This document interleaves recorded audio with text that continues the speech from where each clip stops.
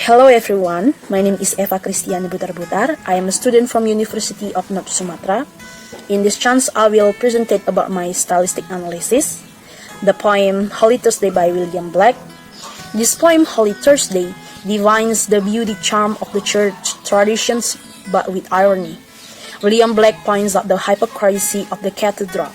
The main theme that Blake designs in this poem is innocent enough, but the sense that under the surface is different, as the case with most poems in the Song of Innocence. This poem gives the impression about the charity of the church, that they prepare and nourish a crowd of poor children just to show them off. So from this poem, we can find the narrative voice of character in poem Holy Thursday.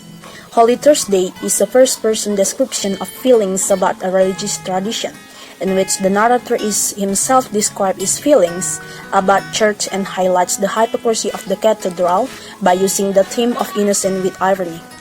In graphological level, at very first glance, the poem is composed in 3 stanzas. This poem use of capitalization. Its line of this stanza start with capital letters. In title, we see that there is a use of arrow, which shows the flow of something, the continuity of something. There are some words within the stanzas and within the lines which are also capital. Like in first stanza in line 1, the word Holy Thursday is in capital letters, which shows the importance of this word in the poem. It has great importance near poet as he places it in very first line of the poem in capital letters. These 2 things shows the importance of this word in the theme of the poem. And in line 4, word Paul and Thames are in capital letters, which also shows the importance of these 2 words in the theme of the poem. Like in London River, Thames has a great importance. It flows by the heart of the London, and the word used by the poet in the poem to show that how much the flow of these innocent children is looking beautiful, just like River Thames make London beautiful. The flow of the children in Paul's Dome is same like River Thames, which is glorifying the Paul's Dome. Paul's Dome is another important place in London where the children are going. Sign of a person is used by the poet. And in line 2 and 8, the purpose of using this sign is to catch the attention of the reader, and poet also use it as a style in poem. Use of pronunciation is perilous in poem, just to show the flow, ideas, and theme of the poem smoothly, like River Thames flows smoothly in the heart of London. This poem, use of punctuation. Poet also uses many punctuation marks to present different views in poem. In this poem, we can see there is use of full stop, colon, and semicolon abundantly. From phonological level, we can find rhyme scheme. The poem consists of 3 stanzas, as phonological level deals with the phonology and rhyme scheme of any poem.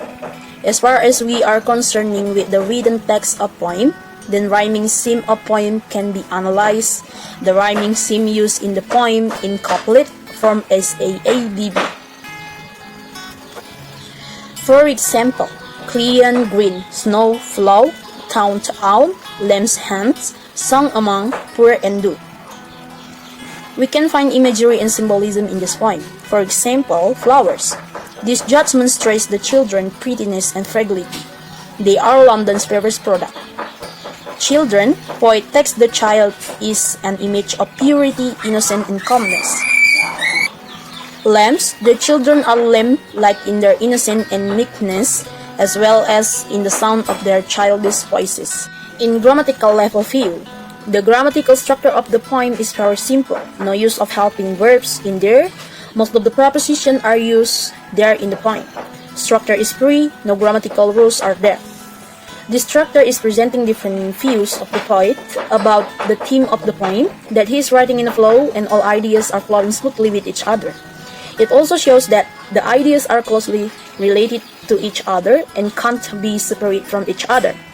This flow of ideas is actually making the theme of the poem. Like in all 3 stanzas, we can see that poet is showing the walk of children toward church and then their activities, which create a strong imagery in the poem, and also the flow in their activities. The smooth structure of the poem shows that the activities of the children have continuity and there is no pause in the holy act. At lexical level, we see the lexical choices that poet used in the poem. In this poem, poet chooses very simple lexical item. Mostly nouns are used here in the poem. which create the sense of innocence in the poem. And use of nouns shows that the poet delivered too many ideas by using different famous nouns related to the geographical surroundings of the church. Like he uses river Thames to present the view of beauty in the egg of children, which shows that how much they are looking beautiful and how much their eggs are innocent, and how their presence is beautifying the place of church, like river Thames beautify London by flowing from the heart of London.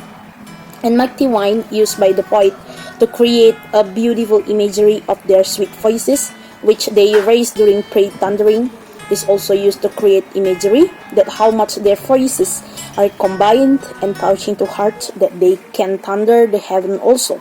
Poet uses very beautiful lexis to beautify the theme of the poem and create such a beautiful imagery that captures the reader into the poem fully. That's all from my presentation. Thank you for your attention.